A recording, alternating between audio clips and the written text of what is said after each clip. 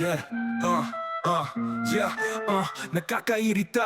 Puro prank na walang kwenta. Mga kupal na vlogger, puta para lata. Kahit sino binabastos, wala nang aspeto. Views ang habol, kiruso ang isente. Preho, kamera hawak pero utak di nakasaksak. Kalokohan palaging nasa bawat atak. Kahit mali, kulang para lang sa clout. Kapal ng mukha, parang balat ng trout.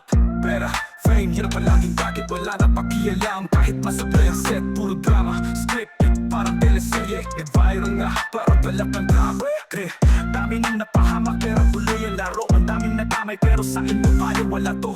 Walang puso parang robot na may camera. Di na naisip na buhay rin ang nadudurog nila. Sa bawat click, views at mga komento, nakalimutan na ang tunay na essential. Wala nang malasakit basta trending na ang kwento. Kahit pa mali, tuloy lang ang diskarte mo.